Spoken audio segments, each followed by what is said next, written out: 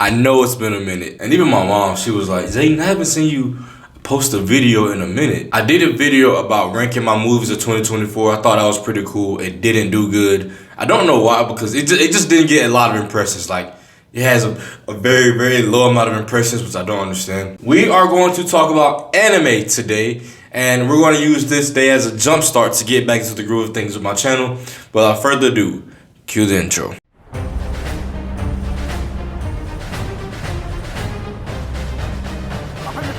It's a bird! It's a plane! It's a geek. I'm doing a list, right? And I wanted to do my top 6 most anticipated anime shows of 2025 this year. And I want to start off with some honorable mentions, and I have a couple. Some of these you might not be aware of, some of these you might be aware of. I'm not going to explain my honorable mentions just because there are honorable mentions. Some of these you will definitely recognize, and some of these you won't. So to start, these are in no particular order, but I have Dr. Stone, the season 3. I'm looking forward to Dr. Stone season 3.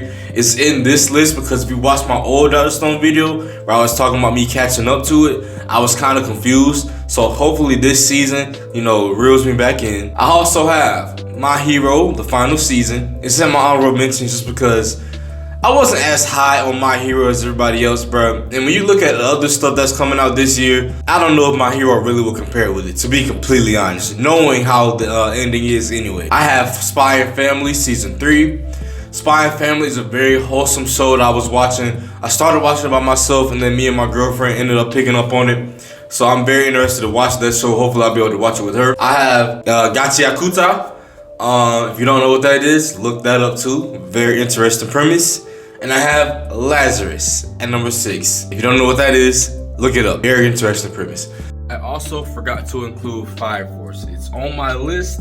I just didn't say it in the video. So those are the honorable mentions for that didn't really make the list, but I'm still keeping my eye on, right? If you're interested in any of those shows or they sound kind of fun, I advise you to look up everything that you don't know, because you might see something that you might like. But anyway, starting with my top 6 most anticipated anime shows of 2025, or my top 5, I have Windbreaker Season 2.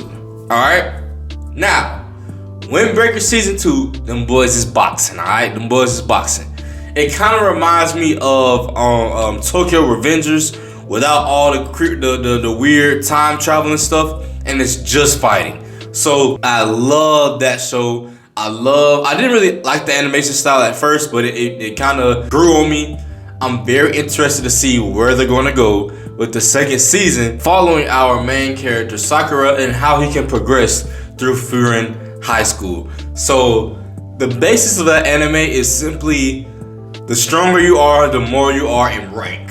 Alright, that's all I'm gonna say. That's kind of like the basis of that. It's a very, very cool show, and the fights are amazing. Some of the best fights I've seen in a long, long time. My number 4 anticipated show or season for 2025 is none other than Don Da Don Season 2.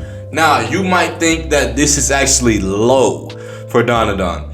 Now, a lot of people, especially casuals who really didn't read the manga, I was kind of one of those because I didn't really read the manga fully before the anime came out. But I ended up reading the manga as the anime was on, so I know what's going to happen. I forgot what chapter I'm at right now, but I've read a lot of it, and where they go, or where they're going to go, and what they're starting to do is going to open a lot of stuff.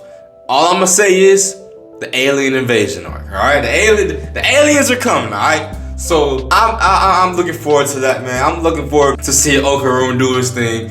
I'm not gonna spoil anything else because that was slightly a spoiler, but they gonna box, alright? They are gonna box. Number 3, and some people might expect me to have this higher, but number 3 is actually Sakamoto Days.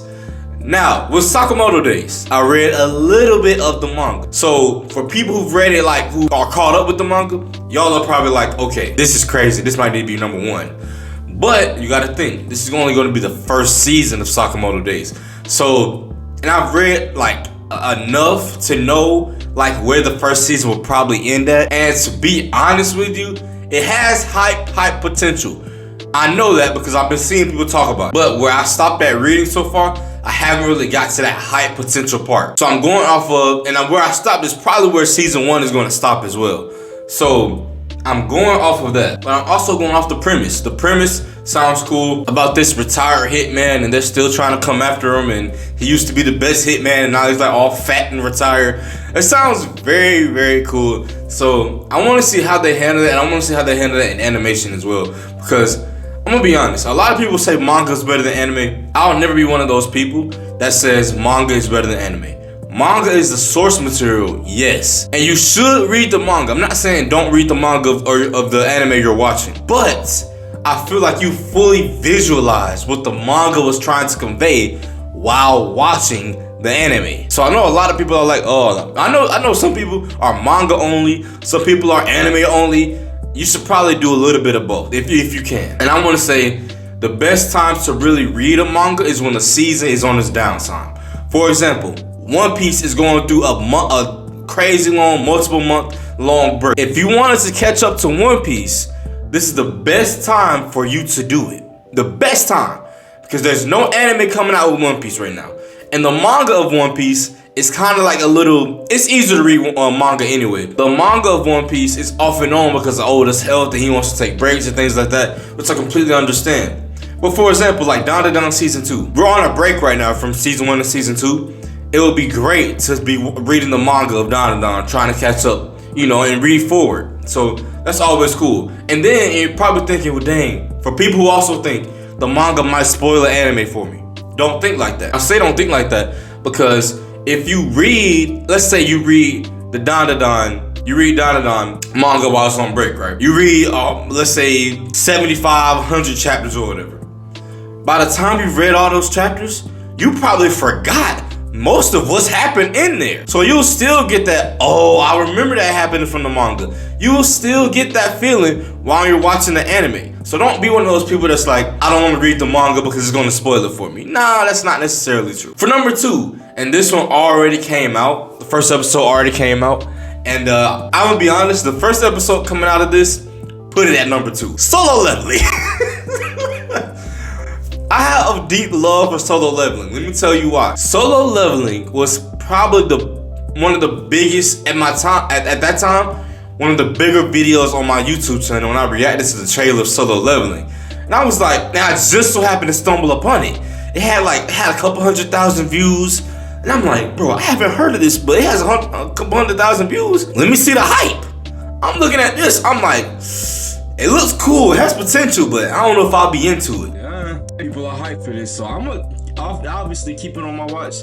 And keep seeing what's going on, but hey, that's it. Hey. Boy, was I wrong.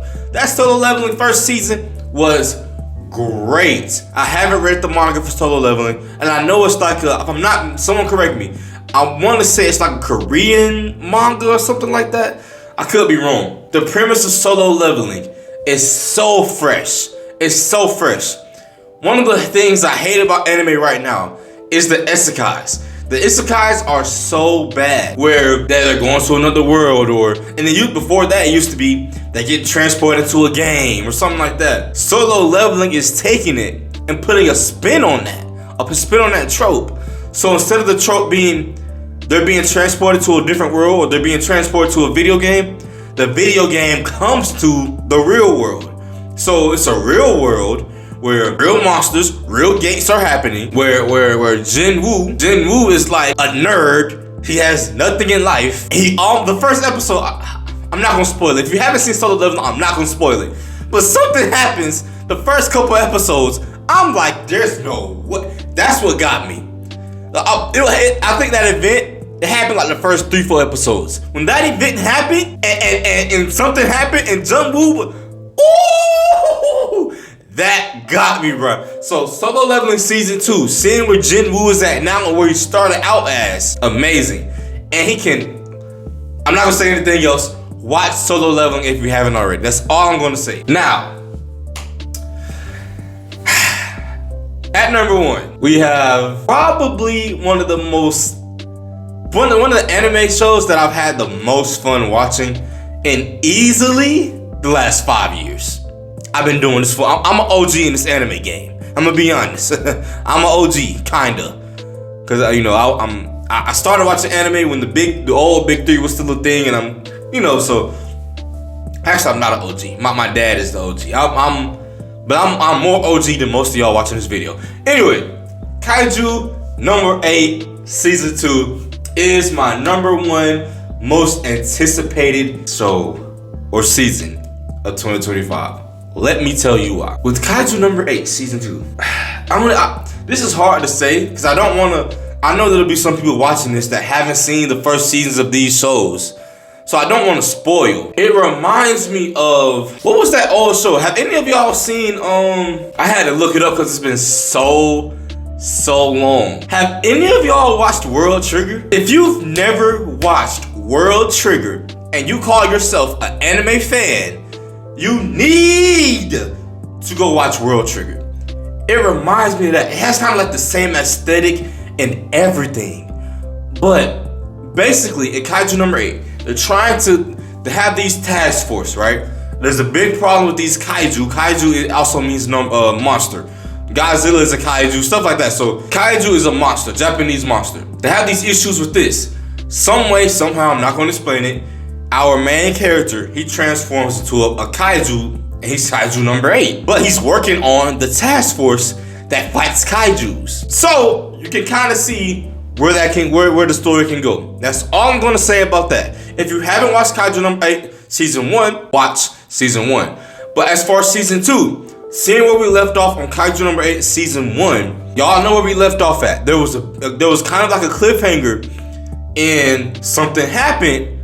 Someone got captured, and someone's getting released, and someone's coming. So that's why I'm looking forward to that. The fighting, amazing. The characters are great so far.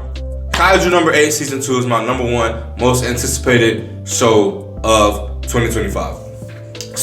Or season 2. So that's all I got for y'all. If you love the video, like the video. If you don't love the video, select the video. I'm on the road to 200 subscribers. I appreciate if you like my content, share my content. Without further ado, I'm out. Peace.